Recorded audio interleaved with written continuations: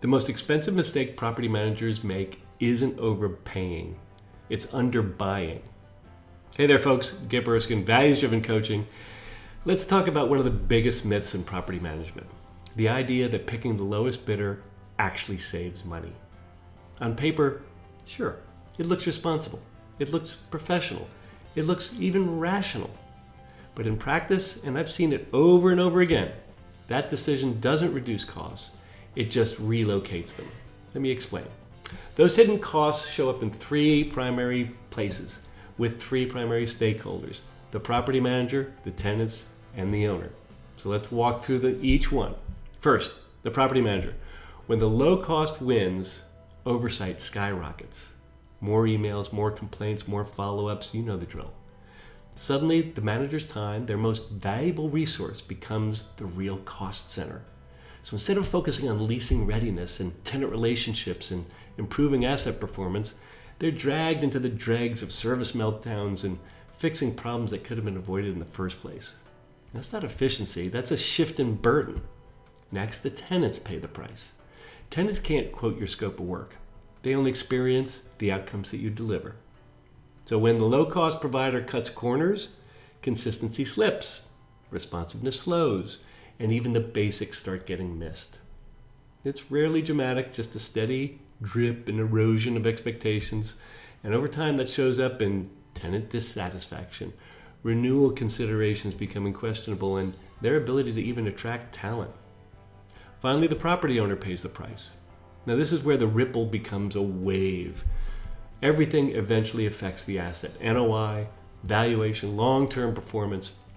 When tenants are less satisfied and managers are stretched thin, service becomes reactive, not proactive. And that hurts market perception, slows leasing momentum, and affects financial returns.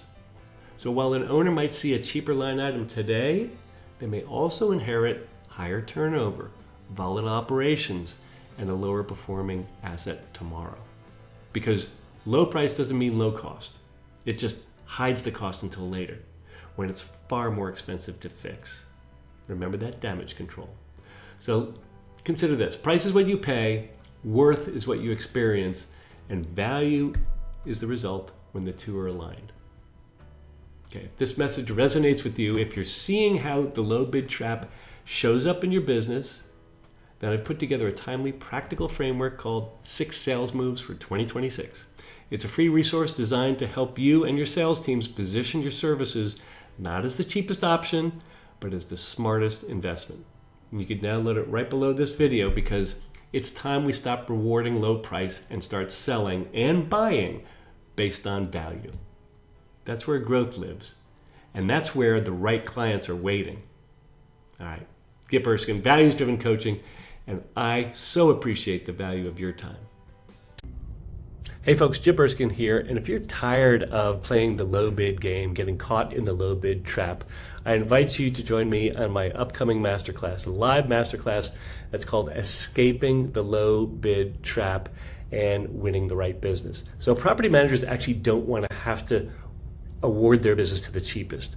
They feel compelled because price is the only metric they know how to measure. So in this masterclass, I'm going to train you how to change the conversation and have them embrace the totality of your value, your differentiators, your quality, your years of experience, everything that makes you special in the industry in service to property managers. So join me in the masterclass. I'll show you and I'll deliver the keys to escaping the low bid trap and winning the right business for all the right reasons. I've got 4 dates to choose from. Pick the one that works best for you. I look forward to seeing you on the inside.